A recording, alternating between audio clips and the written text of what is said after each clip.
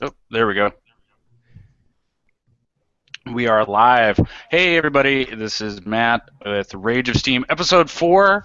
Tonight's going to be our first Roundhouse episode, which is going to be just a few of us hanging out talking about trains and train games. So I've got Andrew with me, as always. Hey, Andrew. What's up? We've got Nicholas, Hello. friend of ours. Hey, Nicholas. And then Tony, heavy cardboard alumnus, joining us for the show today. Hey, Tony. Hey guys, Without the lower third, sadly. without the lower third, so I have Oh, my he's little got, green. oh, you got a name tag. That's right. Cool. So usually just to get the ball rolling, we just talk about sort of what we've been playing, especially train games, of course. So yeah, I don't know, Andrew, do you want to kick Well, it I off? think I want to go to. I think Tony had a big train game. Oh day yeah, today. Maybe he should. Oh man, we can do that too. it was a train heaven weekend, man. Like yesterday we played 18 Dixie, Oh, cool. and that was my first time playing that, and boy, it certainly won't be my last time playing that. Yeah, that's a cool game for sure. Yeah, there's lots of different points to cover on that one with you guys, and today we played 90% of a round of 1860. Okay. And, it was enough to math it out, but we didn't play the last set of operating rounds just because I had to go. Right. Things And How now many they all, and how now many they all players? hate us. we how had many players for actually, 1860? we had two simultaneous three-player games going on Oh, over at cool. Edward's house. Awesome. Yeah, it was really pretty spectacular. So that guy's still talking to you? Oh yeah. Most definitely, man, and vice versa. Oh, that's cool. Yeah. Yeah. How about you, Nicholas? What have you been playing? I had a convention a couple weeks ago where I played and taught a whole bunch of stuff. Uh, Food Chain Magnate being one of the ones that's closer to a train game. Oh, I played Steamrollers there, which is always fun. Yeah, cool. And How many players? I want to say it was a 4-player game of Steamrollers. I like Steamrollers best as 3 or 4 players. I don't really care for as 2 and 5 gets really chaotic. Yeah, I've played the 2-player, but haven't got around to and it didn't work at all. It was not enjoyable. Oh. So. And then last weekend I played 1830 for what I thought was my first time, but was apparently my second time. My partner informs me that I actually played it like 4 or 5 years ago, and it's just since fallen out of my head. And it didn't leave an everlasting impression on you? Come on. You're like, oh, that's 6 hours, whatever. Like. I have no recollection. It's really weird. Yeah, funny. I was at. I haven't played many. I was at Gamma Trade Show, which surprisingly didn't play many games at, because mostly it's all day hanging out and then industry drinking and stuff like that. And then I was at MeepleCon in Vegas and didn't play any train games, but played a bunch of other stuff. But recently at my game night, we played American Rails, which was my first time, and I really enjoyed it. It was a good game. I did MeepleCon. I did pick up this at the flea market. Haven't tried that out. Station Masters. Huh. It's like a Mayfair card game type thing. Okay. Cheap. And then yesterday, if I can get this, I was at my local book, kind of. Oh, wow. And I got this for $4, which is really fascinating. Unplayed. Whoa. But I guess you're like a dispatcher, and you're it's not supposed to be all that great from the reviews, but I'm looking forward to trying. Well, I was going to it out ask you, does it have a BGG listing? It does. It's Okay. well, it's like I said, the official name is. I guess they came out with a game. Avalon Hill came out with a game called The Dispatcher, which apparently was not very good at all. And so then this was the follow-up. But yeah, it does have a listing. You're better off finding it under the game of railroading. But the Okay. actual title is the CNO and BNO. But it's more about dispatching. It's about you're trying to get the trains to go on time and stuff. And it's Funny. like it's a 2-player, and it's got this. I don't know if you can see it, but I don't know why it has like a bearskin rug right here. Can you? Is that what that is? It looks like a bear is playing the game. That's what I thought, but I think it's like the game is sitting by. I have no idea, but yeah, it's trippy. Because only a sophisticate with a bearskin rug would be spending their evenings playing the C&O B&O game of railroading. Right. I mean, it's clearly The like brandy is just off screen. exactly right. It hasn't been punched, and so I'm gonna have to foist that on somebody at some point. Absolutely, I demand after action reports. Absolutely. You might be posting the first review on BGG, perhaps. Yeah. Yeah. I think I may have done that with the Deadliest Catch Sea Adventure game. I think I have some of the only comments on that. Board Game Geek. Yeah. I think we worked that into an episode of Heavy Cardboard once. I believe you did. I remember laughing very loudly when that happened. So were we. Yeah. Awesome. Yeah, for my own part, I've been mostly playing war games lately. I've been on a big kick, but I want to say 2 weekends ago, I hosted 89 at my place, and that was my wife's first 18xx game. I liked it, so that was positive because I really like 89. I'm more than happy to play that whenever. On the acquisition end, I just picked up Time Agent by Tom Lehman. Race for the Galaxy 1846. And you're like, Matt, what does this have to do with train games? Not much. But I want to show you one of the tile sheets for this time travel game. These pretty sweet hexes. It definitely doesn't surprise me that he went on to design an 18xx title later on. So this one's from like 92, I want to say. Oh, wow.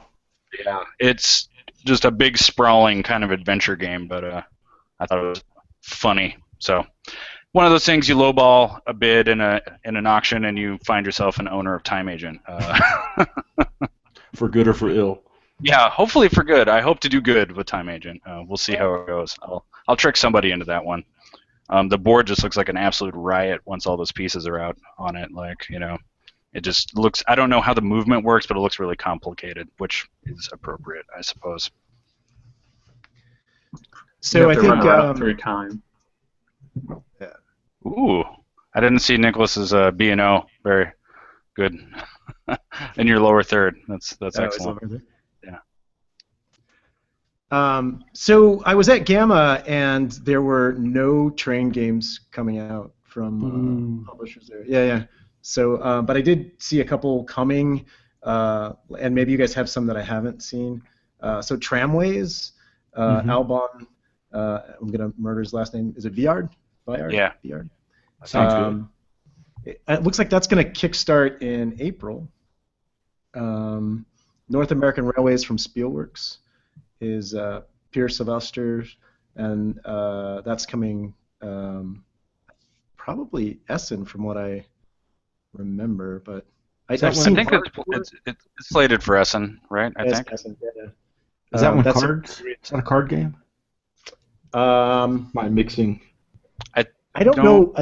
Don't know much about it other than he posted a picture of the box, and so Gotcha. I don't know much about that.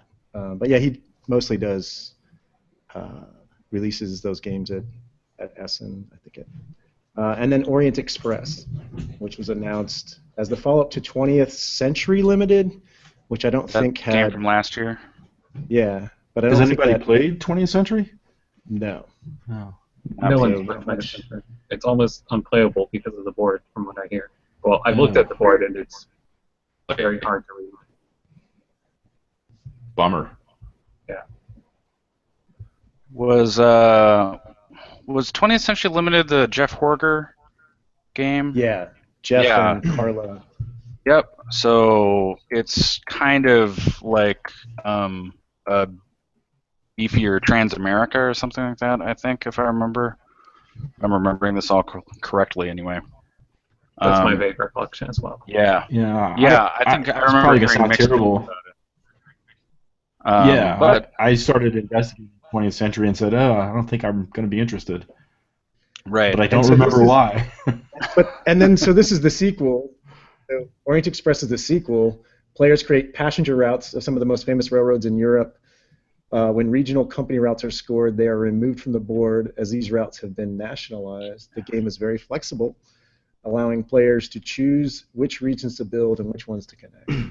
Oh wow. Rio Grande Games. Yeah. Looks like it's scheduled for this year. And they have a couple of images, but that's... so yeah, those were... I haven't seen much other than that, but it's not really announcement time, I would imagine. I mean, game publishers are announcing more games at Gamma, but not as many as probably waiting until Gen Con and other places. Rio Grande is kind of mercurial about that sort of thing anyway, like as far as when they announce and when they release. It feels kind of random to me. We're hoping to get copies of Tin Goose like in the next week or something like that, but like finding out information about that game has been really they're not pushing it anyway. And whatever, like I don't know if they need to, because they have, you know, good distributors and their games just go out to the game stores, and you know, they're a well-liked brand, so maybe they don't have to do a lot of publicizing. But yeah, I remember 20th Century Limited sort of just coming out of nowhere, and if I hadn't been rabidly following Tin Goose for the last 2 years, then it would probably seem like it's coming out of nowhere as well. So, agreed. Yeah.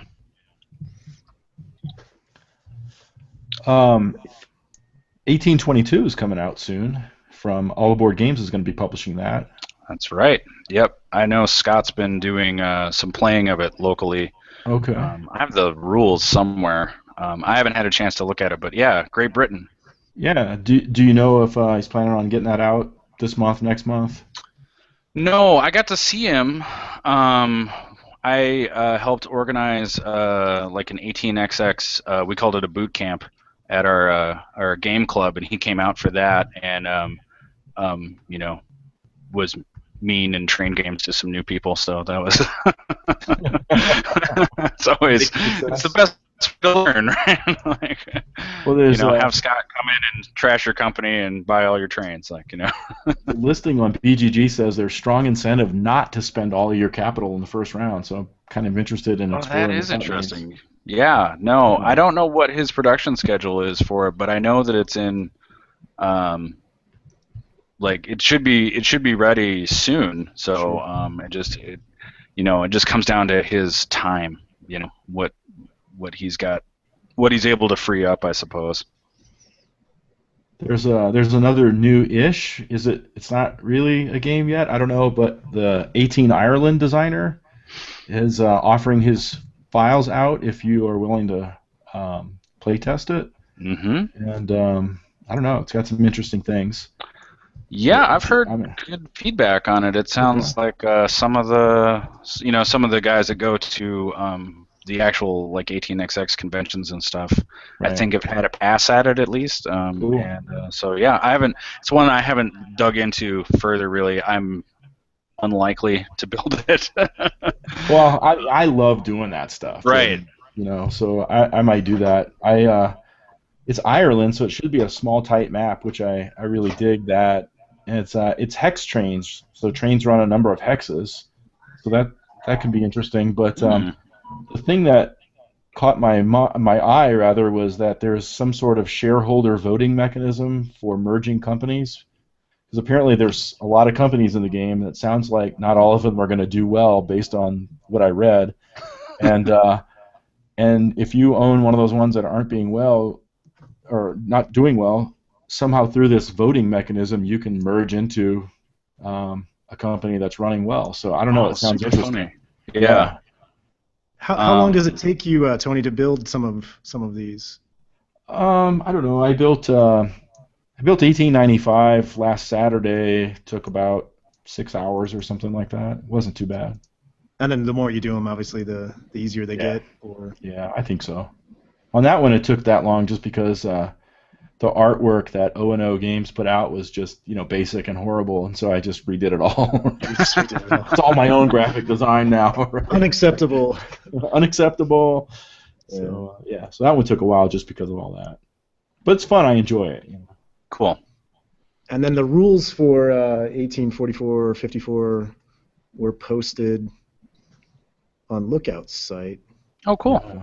I downloaded them, but I haven't cracked them yet. Yeah, I didn't. I downloaded them, and that's as far as. But Nicholas might have you. So we were talking this a little earlier. Yeah, I spent a lot of time going through 1844's rulebook, and hopefully it's better for it. But we'll see. It's got to be, baby. Yeah, so it was okay. It's interesting because it's really like I've edited a few rulebooks now for games I have played where they're like publishing new versions of the rulebook. So I've already read them. I played the game. There's lots of rules questions for me to like understand the game better. But with 1844, I've never played that game, and I had a copy of the Oh No Edition's rulebook, which was okay, but not any better than the Mayfair one, really, or the Lookout one, I should say. Yeah, and so I was trying to both learn the game and also edit the rulebook at the same time. And I think that rulebook was 20 some odd pages, which is a bit of a bear to chew through. Yeah, it's not short for a train game. Rulebook. Anything pop out at you from your reading of 44 that was intriguing? 44 has a lot of Chrome going on. There are 4 different types of companies. There are regionals, there's some tunnel companies, some mountain companies, I think they are. I think they represent like coal mines or something like that. Okay. And then there's majors, and then there's a nationalization as well. So it's kind of a big bucket of all the things that... all the things. All the things. What else can I think of to put in this game? Right. Well, has there been any update on when it's coming out? Not really, no. It's supposed to be coming out basically sometime this summer, hopefully, fingers crossed. But the fact that they've posted a public rulebook makes me think that's probably at the printers. That it's close. Yeah. 54, man, with that hexagonal stock market, I'm kind of interested in trying that. Right. Yeah. The 44 has a basic stock market. I remember one of the interesting things being that it has both hex trains and your usual trains. Huh. But the regionals can only operate hex trains, and when trains rust, rather than rusting immediately or doing like an obsolete thing, they rust into hex trains. So your 4 becomes a 4H until the next type of train comes out, and then the 4Hs all go away. That's kind of cool. Yeah. A gentle rusting can be very, very nice for when you're learning a game. So yeah. I'm not actually sure it's gentle though, because like there's still the train limit, so you could be stuck with this hex train in your roster. That'll make you very sad. Oh, I suppose. It only goes 2 inches of length. Right. Yeah. And how did you get involved in that? You just offered services and.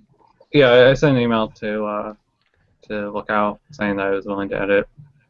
My impression is, I think there were maybe 4 or 5 other people who were looking at the rulebook as well. But it doesn't seem like it's a popular pastime, which I understand. Nicholas, do you know any German so that you can read the original and stuff? I'm learning more German. I did the translation for the Mombasa extra tracks a while ago, and that was an interesting experience. I still made a bunch of errors, but Victor did a good job of weeding them out. Right on. Cool.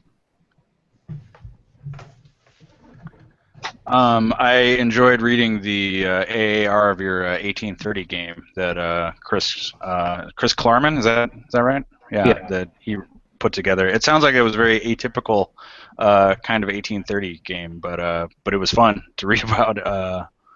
Yeah, it's really bizarre because like the CPR started off not quite the first thing, but it was in the first batch of companies, and yeah, people were just generally not behaving in the way that I was expected, which I was fine with for the first part of the game because I was pretty sure I was making more money than anyone else, and I decided to just press my advantage further, or what I hoped was an advantage. It seemed to work out well. So yeah, good. That's very cool. So speaking of sort of translations, does anybody know anybody that can translate Japanese? Yeah, well, sort of. Um, 'Cause we have 4 Japanese train games we just got, and only 2 have translations. oh yeah, that just came up on BGG. Let me. Well, Oh, there's a guy with the. He used to be on the Meeple Syrup Show, but he's oh, not anymore. But he's send me an speaks email. Japanese. Yeah, I'm blanking on Yeah. his name at the moment, but But yeah, I remember seeing there's a conversation between the guy that uses Fogus as a Yeah. username. Yeah. Yeah, and I think JCL Clearclaw actually said like, hey, I've got all like you can read Japanese. I have these Japanese train games. You know, Right. you want to take a Yeah. look at I them. So know. I think he is willing, or might be willing to take a look at those, do some translations. So yeah, I'd hit him up because I believe he's going to Japan sometime this year and was looking for groups and Focus is. designers. Yep. Yeah. Yeah. Yeah. Yeah. Absolutely. and how are the ones in English? Have you Well, got them to the table or? no, because we just got them and they're kits, Oh, and okay. so they basically were like 8,000 yen, which is like $26. You know? And but you have to laminate and cut and stuff. But hey, for me, no problem. I love doing that stuff. So Sure. me, Edward, and Chad all went in and just bought a bunch of those games. And the two 18NK and 1891. 1891's a 1856 clone, so it's basically 1856 with some different MacGuffins, Okay. and the other 18NK is 1870 with some differences. So Oh, okay. those are the two that have translations of those differences. Gotcha. It was really funny because when I opened up 1891, it has an 1856 rule book in it, and you open it up and it's all in Japanese. Oh, crazy. It was really cool. And the charters all have the Japanese characters on them. It's Mhm. going to be a fantastic experience, really, to play a game in a foreign language. I can't wait to do that. It's going to be really, really fun and unique. I think anyway. Yeah. No, absolutely. 1856 is a game that I've played a couple of times online, but never played in person. But it seems like a really fun. Like I like it a lot. Like I would really love to Cool. play it face to face. So I feel like my head gets wrapped around the game better when I'm playing it on the table with other people. Playing it online is it's awesome to have the opportunity to do it, but Agreed. I still feel like there's some things about how the National Railroad works in that game that I don't quite understand. But yeah, but overall, what a cool. I don't know which was the first to come up with it, but I love that railroad nationalization stuff Oh is yeah. always like lots of cool decisions about that. I played my first game of 61 a few weeks ago. Russian Railroads of the Russian Empire. I believe. Love that Yeah. one. One of my Yeah. favorites. Yeah, I think that is one I might seriously think about getting, especially because it's just a very different game than like an 89 or a 30. So Yeah. it warrants having one around. There's 2 versions. There's the version Scott makes, Mm-hmm. and then there's the JKLM version. The JKLM version, the production values are really just like it's like a Euro game. It's gorgeous. Cool. Yeah. So I mean, that's the one I have. Right. The Scott one has the advantage of you can also get his 1867 and play it, and everything looks right. Oh yeah, right. Yeah. Absolutely. But the 1860's got some nationalization too that we experienced today on one of the tables, where once like the 9 train gets bought, the British Rails starts taking over. So at the end of every round, whether it's operating or stock round, the 2 companies that are paying the lowest amount of dividends, whoop, gobbled up. Wow. And so you don't really lose your investment, but they just cease operating, and so their share price kind of freezes in place. Oh, I see. Okay. Yeah, so it's kind of interesting because like that investment is not growing. Meanwhile, other investments are. So it's weird, man. It like puts part of your victory points into quicksand, concrete even. Right. And it was really cool. And that's how the game ends, right? Like it's just a progression of companies getting absorbed by the National Railroad? Well, it's one. One way is you break the $10,000 bank. Oh, One okay. way is somebody hits 340 in share value, and then the other way is everybody got nationalized. And in their game, like one, two, I think six companies got nationalized, and someone Oh, hit wow. 340. So Oh, okay. yeah, so it was pretty crazy. Yeah, I was taking a little look at it. I haven't played it. I would really like to. It's one of those ones I've sort of avoided initially because I heard a lot of people say that this isn't the game you want to learn on. Like, if you're new to this system, like you might want to this works a lot different than the other ones. So, It does, but it's not hard. So if you have somebody that is has a certain degree of aptitude, it's not a problem. We were talking about this today even because sure. Dana, who is Matt's wife, this was only her second 18xx game. She came in second place. Well, there you go. Yeah. It's cool. It's different. Like they have insolvency, so like the president cannot emergency buy a train. And you can use insolvency as a tool to make a train factory out of a company, if you time it all right and everything. And you can even sell the president share and have companies in receivership. Oh, wow. So I think there's a lot of different wheels in motion, but none of those wheels are I think should scare away somebody with a certain interest in the genre and maybe has seen a little bit or something like that. I don't know. Yesterday down when we were playing 18 Dixie, there was a 79-year-old gentleman came to the meeting and said, I don't know what 18xx games are, but I've been reading about them and I want to try one. And so he played cool. Dixie with us, and he did just fine. So it's like it's all about what a person can handle. I wouldn't be afraid with 1860 teaching someone. Yeah, it's a game I'm definitely curious about. I love that it's got kind of a small, it's a small map, small footprint, and it seems the kind of historical like railroad chrome that I get pretty excited about. Like, the companies are interesting. There's definitely like a historical reason for the arc of the game. Yeah. I love stuff like that. So there's a couple of places on the board that are historically present in the game, which is awesome. And there's the alternate train deck that are the historical trains. Right. And they have different flavor for them. So that's like the expansion. So you use one deck or the other deck for the train. It's really cool stuff. Cool. Yeah, I think I think it's 1860 where is it that deck where there's a train that like doesn't run the first time it's in operation because it got historically it was like dropped in the sea. Yes. Yeah.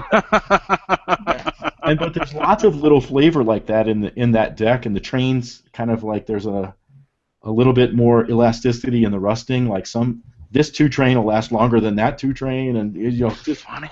Some neat stuff. Yeah. So awesome. So Tony. Sorry. So you're getting more into designing. Are you looking at designing an 18xx game, or are you?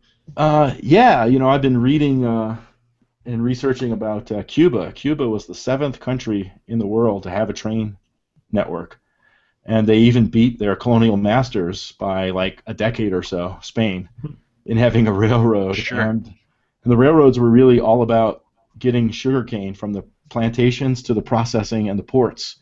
And so it was a really weird development of trains in the history of that country for the first 60 years or so. And so it's pretty interesting. So I've been putting some ideas down about that. Right now I've shoved that a little bit to the side because I've been making an Age of Steam map about Cuba with Edward and Chad, and that's been coming along pretty cool. And then, I'd love to see a game about New Orleans streetcars. I'm a New Orleanian by birth. I'm a Southern boy, I guess, but I guess early in the streetcar history of New Orleans, there were like 10 different railroad companies running streetcars. Yeah, and, Phoenix is somewhat the same way. Is it really? They had streetcars early on, and then they tore them all out. Oh, really? When the automobile started being the primary, and then later now we've put back light rail in, which is it's like it's kind of gone a little bit full circle. That might be an interesting game arc right there. Yeah. Where you go from But yeah, there's a Phoenix has a street, car history. There's a museum just down. In fact, they're fighting to keep their location. It's just our office is downtown, and there's a like a museum where they have a couple of them. Uh, Huh. and so yeah, but it's a fascinating. Oh, I oh had yeah. no clue, and you go look at I all the love old pictures, streetcars. and they'll find the rails because people will be moving into places and they've been covered, and they have to take them out and stuff like that. So you see things. But So I just think, a streetcar game, because you can only build on the streets, right? The map Right. might be rigid or something. Might be interesting. I don't know. Yeah. Yeah, I can see that for sure. I think, isn't Alvin Viard doing a Cuba Age of Steam map? He's doing a solo one, yeah. Right. Yeah. So we're gonna have lots of railroading in Cuba soon. That'll be cool. Maybe. Well, I don't know. It depends on if mine ever sees the light of day. I yeah, hope you so. can Yeah. go visit now. Now you can go visit and do your historical research in Cuba. In Cuba, yeah. I've been able to hit. I've been wondering about that. Like, if this had been 10 years ago or 5 years ago, as I'm looking on these Cuban websites, if the government might be coming after me or something. But no, really, guys, it's just about trains. Just about trains. I remember thinking that when I was reading the rules in the playbook to a distant plane while I was on an airplane going to BGG Con, and it has like some like very large like Taliban insignias on it, and I was like, Not good.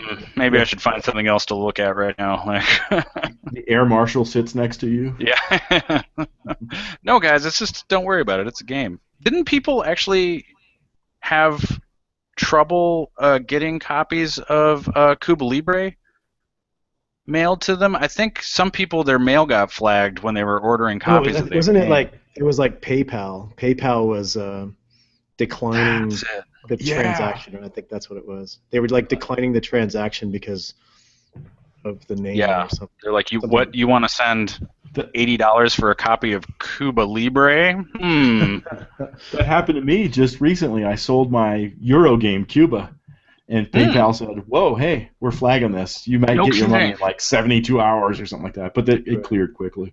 Oh, okay. It was crazy. So Tony, have you played American Rails? I know Oh yeah, Nicholas. I have a copy. Yeah, I've Okay, played it a couple times. Very enjoyable. I like the action selection mechanism in that is pretty darn cool, man.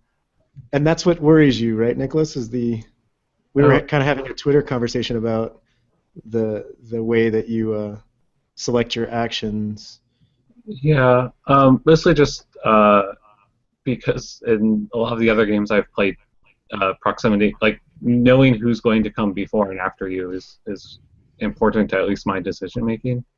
Uh, and although I'm very intrigued by the mechanism, I'm also a little wary uh, about it. Because it takes away that thing that you really like about Yeah, it takes away some. I'm not even sure "like" is the right word. It's just like it's something I find very important to my evaluation of the game. On the other hand, the games where that's a big deal that I'm thinking of are like Chicago Express and Texas and Pacific. And in those games, the timing of the dividends phases is also variable. So American Rails doesn't have that. You just do a certain number of actions for each player, and then you pay dividends. So it gets rid of one sort of variability and adds another.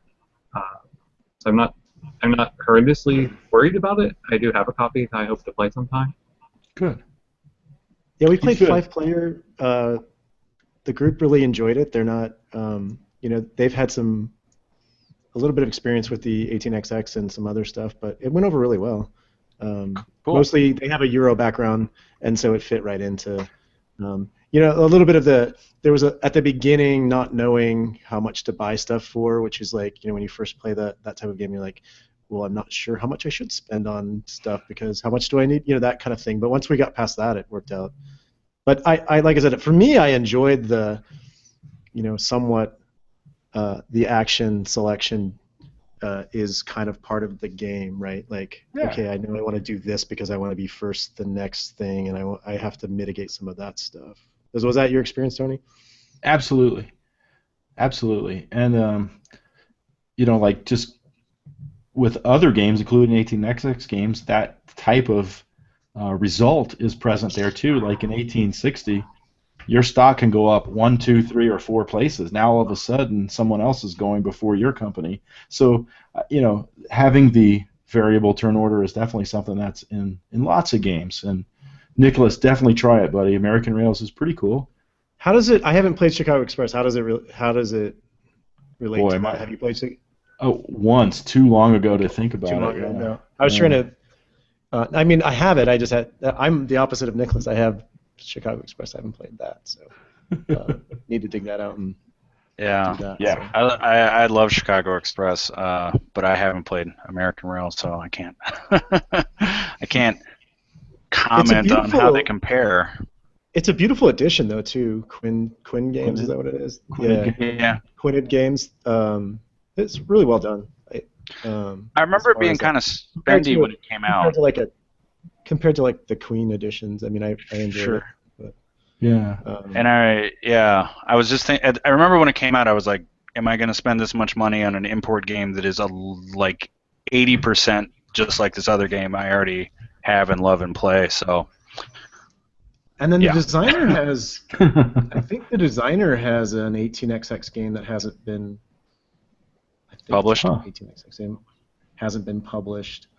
Tim Harrison. It's 18 Express. XPRESS. That has been. It's going to come out. It's going to come out. It's going to. Sure. All the posts are. Any news yet? Question mark. Yeah. What do you guys think of the turn order mechanism in German railways? Especially you, Nicholas. Have you played that one? I haven't got to play it yet. I'm very interested and also kind of terrified of the action mechanism. Yeah, because like you pull out of the bag.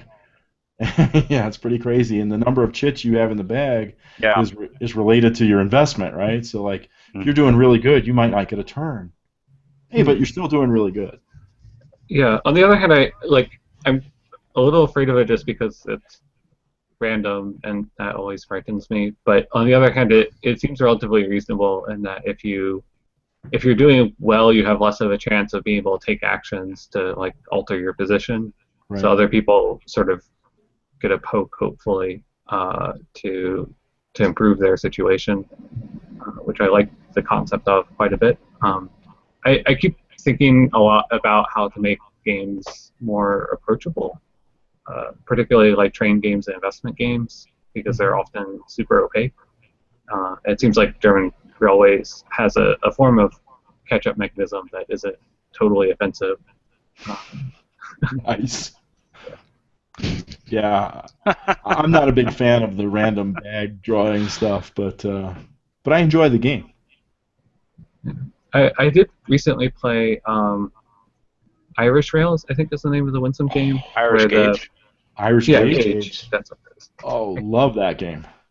Yeah, that was pretty neat. And that you're drawing cubes out of I think they say put them in a cup, I put them in a bag. What makes that so great? Because I've heard a lot of people say the same thing. They really love that game, but what makes it great?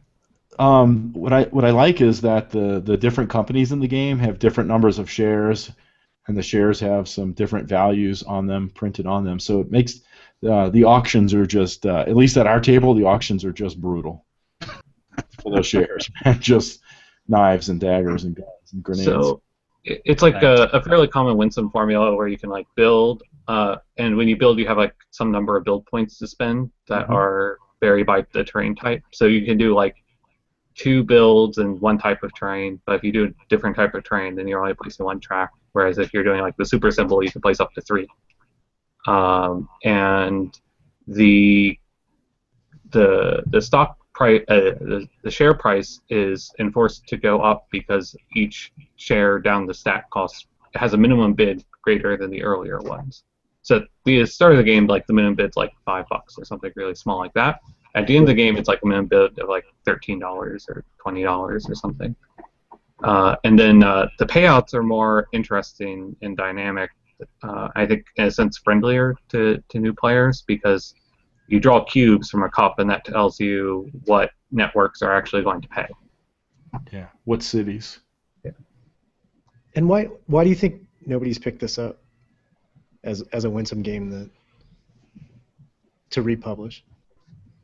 I have no idea. I mean, like, there's only 2 companies people that talk really, yeah. Well, there's 2, but people talk really highly of it. But I was always curious why it didn't get republished.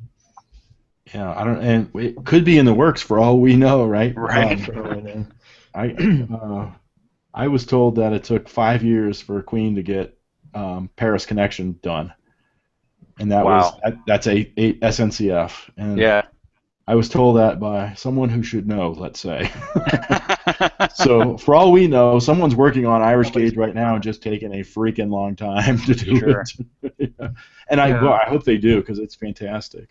I think from like a publishing perspective, they just don't sell that well. Like Continental Divide just did its Kickstarter, and I think they sold like 600 copies or something on the Kickstarter itself. Sure. Yeah. So they seem to get put on the back burner a lot, and there's only really 2 companies that seem obviously likely to do it, unless maybe there's some new company that's poking at it. In which case, they're also figuring out how to be a publisher. Right. Yeah, absolutely. We have to get Capstone to take on some train games. That would be cool. Any other players in that marketplace? I'm all for it. Whatever I can do to encourage that, for sure. Heck yeah, man. Yeah, I think it's tricky too with the Winsome games, and probably with the 18xx republishing. Well, I guess we'll find out. But you have a dedicated audience that is already saturated to some extent anyway. So, like, I like the Winsome reprints because they're usually not doubled up for me, and it's available and inexpensive largely. So, but I know, a lot of their hardcore fans have had it or are already played it or have access to it. So, there's always that to overcome too, and I'm sure Continental Divide was sort of facing that to some extent. I sort of get the impression that Kickstarter has cooled a little bit, but I don't have any. I don't have any numbers to back that up. That's just off the cuff. I've gotten to the point where some of those games on the Kickstarter where I know the company is going to have them in retail. I just don't. I just wait. Sure. I'm trying to think of the most recent. The Manhattan Project follow-up. I'm reasonably sure that Minion Games will have that in some accessible retail. I mean, I know that sounds horrible, but I just, there's that's like some of those I know they're going to print enough that I can get a copy. So I'm not really all that. Which I think was a lot of what Kickstarter was about, right? Was like this somewhat what you're going to get from the campaign and the limited amount of time, like the buy it now type stuff. And I think a lot of them, I just pass. So yeah, I'm not much of a Kickstarter guy. Last thing I backed was Medici. I have the old version, the first edition, and I love the auctions in that game. But yeah, I'm not much of a Kickstarter guy.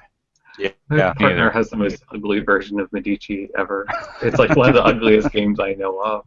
Dude, all but like the French version were ugly. All of the versions were ugly, and this version looks pretty nice actually. Yeah, they have Vincent Dutra, who did Lewis and Clark and New York 1901. Oh, he seems to be on a roll. Yeah, that's some nice illustration.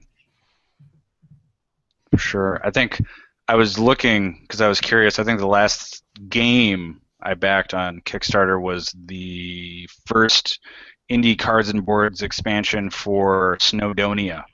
When they first introduced the plastic figurines. That was like 2 years ago or something like that. So, and since then, I think I've ordered stuff from Surprise Stare directly, which works out pretty well. So, is Snowdonia something I need to play, guys? I haven't played it in a long time, but I like it. It's a train game, right? Yeah. Kind of. It's. What do you think, Nicholas? I've enjoyed Snowdonia quite a bit. I think I burned myself out a little bit on it playing it solo, because when you're playing solo, like the setup and teardown it's kind of a bit much for what it is. All the different cubes you have to lay out and everything? Right, you have to draw them and place them everywhere and place all the cards, and and then you can actually start playing the game. I have a similar problem with like playing the Galler solo because there's just so much setup. That's like by the time I'm done just doing the setup by myself, I'm kind of over it and want to move on. I like that guy. Hey, Nicholas, when's your next trip to Denver, brother?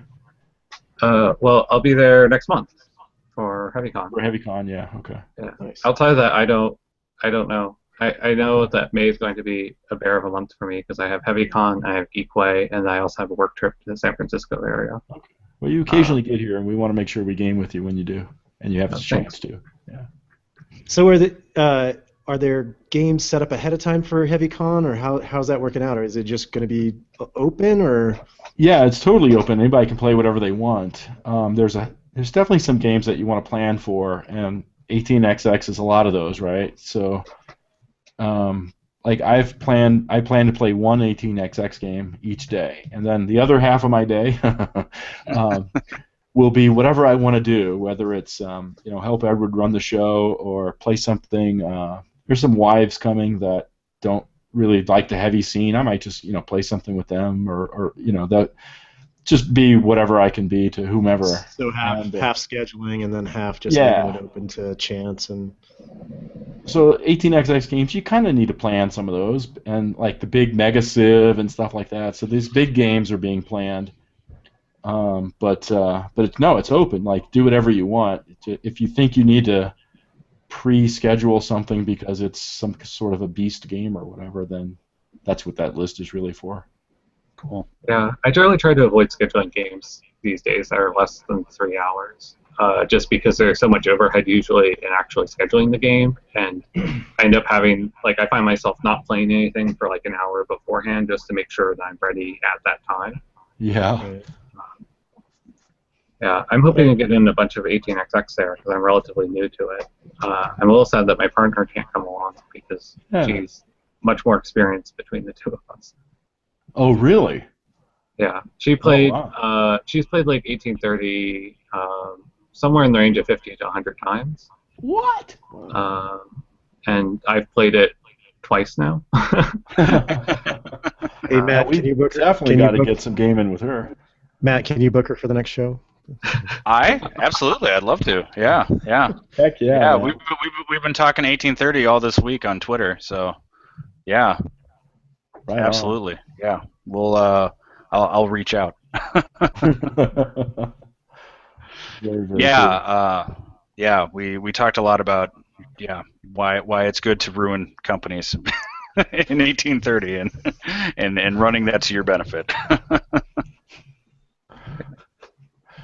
I'm really excited because I'm starting until recently I've been struggling just to find people to play like 18xx type stuff with, and it looks like I might actually end up with 2 groups, which would be awesome.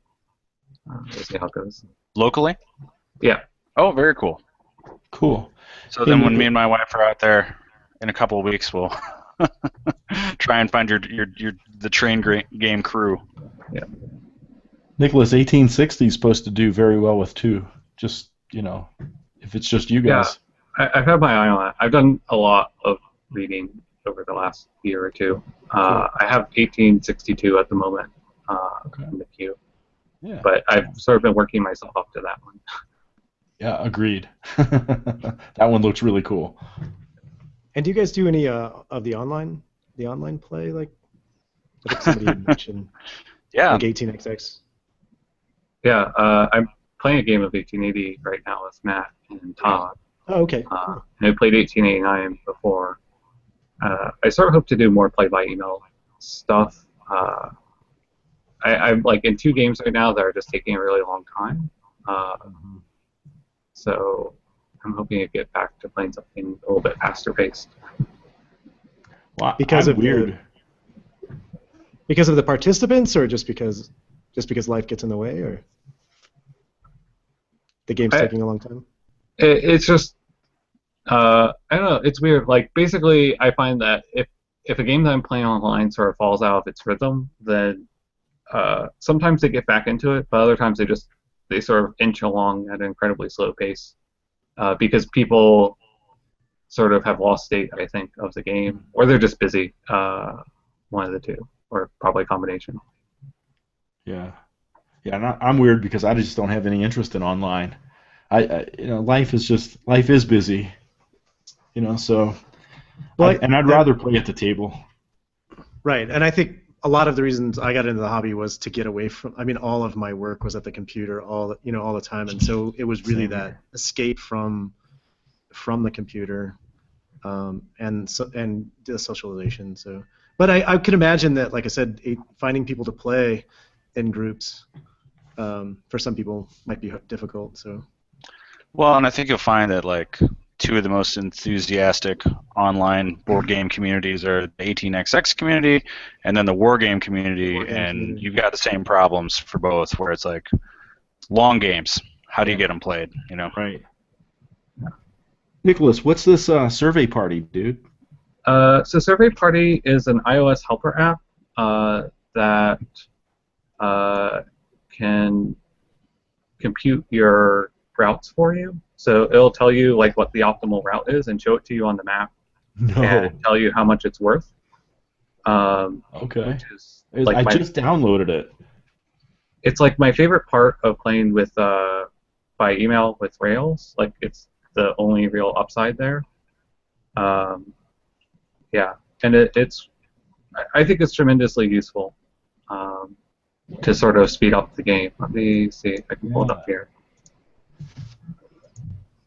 Yeah, I've seen it, but I haven't used it. I haven't used any kind of moderator for a live game anyway.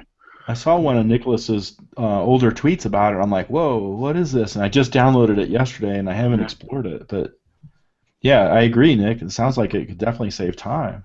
Yeah, so this is what it looks like. And so this is like the end of my 1830 game, and you tap earn, and you tap a company, and it pulls up a window, and it tells you that the ninny is earning $210 this round via this route, and then you can like adjust its train. So this is just running a single 6, and I think the B&O had 2 trains at this stage, so that'll be a little bit more interesting to see. Yeah, so it highlights one route in blue and the other one in orange. That is really slick. The only downside, of course, is that someone has to sit there and actually enter all the tile lays into it. Sure. But relatively speaking, I found it very helpful, particularly because for this game we were playing with a lot of new players who weren't sure what the rules were for routes, and it helped us like catch that either they were cheating and had like some wishful thinking going on. Right. Just not being used to like, oh, I can't do that because of this type stuff, and then sometimes they just weren't finding the best routes, like they were showing themselves like $30 or something. Sure. I think that was the biggest complaint of the group that I played with was the route calculation. Like they just weren't all that interested in because of the difficulty of some of it. Yeah, I've heard that Survey Party has some bugs with the different games. 1830 is pretty straightforward, and we'll test it. But like I know that 1862, at least as of a few months ago, had some pretty bad bugs in it. Mm-hmm. So it's not something that you can rely on 100%, but it's nice when it works. Very cool. How many titles did it support, rough? Let's find out. Okay. Or exactly. I saw a lot of titles. Yeah. Yeah, it's a lot. Oh, okay. Has anybody ever played 1865 Sardinia, where you take cubes, and your trains can move a certain number of cubes, but you collect the cubes. So like when you build a token in a city, that city might be worth 6 cubes, so you take 6 cubes. Oh no. And your trains can move. Say this train can move 8 cubes. This train can move 12 cubes. No, I haven't played it. That sounds cool though. I just acquired it, and I want to try it out. They call it the traffic system, but it's supposed to be friendly for noobs, especially for counting routes. So Andrew, like what you were talking about, that might be something to explore with that group. Yeah. And it's available here in the United States. Cool. Oh, cool. Yeah. So this is a list of games that Survey Party claims to support wow. in some form. Yeah. Ooh, 49, right on. That is a bunch. It's quite a list. It's definitely a lot more than Rails, but Rails tries to do full rules enforcement and everything. Yeah. Yeah, I've heard some talk of people trying to use Rails as like a moderator for their game while they're playing, but it's only going to be a handful. It's like 30 and 56 and 80 all work really well for Rails, but if you want to play something else, you got to figure out something else. As we discovered, 18AL does not work so well. 18AL, not so hot. And I know there's been it comes up every once in a while in the forums that there's definitely rules disputes that Rails is not handling perfectly well. But I mean, for the whatever it is, 90% of the time it's great. So yeah, I remember finding it very helpful when we were playing 1889 because that was like my first play of something. Well, apparently, other than the game that I forgot years ago, my first play of something on the APXX system. And so it was like keeping me from doing obviously illegal things. Yes. Yeah. Yeah, I have had to do that post many times where I'm like, why won't the machine let me do this? Like asking questions about my first game of T6. I was like, why can't I sell these shares? I hate these shares. Like, get rid of these. But because the stock market rules were different. So. Right. Cool. Well, we're coming up on an hour. Did you guys have anything else? Should we wrap it up, or is there any other big topics or stuff you want to talk about? Not for me. I'd say if you get a chance to try 18 Dixie, do so. Takes about 6-7 hours, but it'd be great. Counting teaching. Cool. Did you have a merger in your game, Tony? Oh yes. We did. Awesome. Yeah. All of the minors kind of fold into the majors, but there's 4 majors that can merge in pairs, and one pair did merge, and it was really cool. Yeah, that's awesome. I like that game. It's very There's some fun decisions to be made, and just tempting decisions to be made. Like, ooh, what happens if I do this? Like, but on top of that, it was just super fun. Like, I just had a good time, man. Just a nice. Good time. Yeah. Cool. Awesome. Well, I'll second the Dixie recommendation. I think it's a fun game. Awesome. But 6 or 7 hours. Hey, that's a short game. That's a short. Yeah, I'm like, our group's pretty fast. They do it in like 5.5, 6. So yeah. Okay, so not that bad.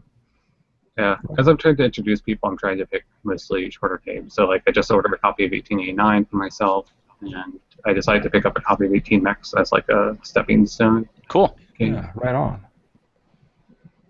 Awesome. Cool. So we're going to wrap it up here.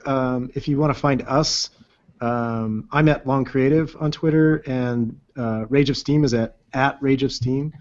And Matt? I'm at the Mipless Matt, or also at Rage of Steam. I pay attention to both. And where can our viewers find you guys, Nicholas and Tony? Okay. So I'm Nicholas. I usually go by Nicholas Co. I'm on Twitter at Nicholas Co. and also on BGG. And I'm Tony. On Twitter, I'm A Games, and I'm Tony Fryer on BGG. Very boring title there. Yeah, I'm Long Creative on BGG. I'm probably not on there as much as some other people. So, all right. Well, thank you for joining us. Yeah, thanks. And we appreciate it. Go ahead. It was good fun, man. Thanks. Yeah. Oh yeah. And we like the idea of the just having an open discussion. It's kind of fun. Yeah, it really is. Anytime. All right. Awesome. Take care, everyone. All right. Thanks, everybody. Bye. Good night.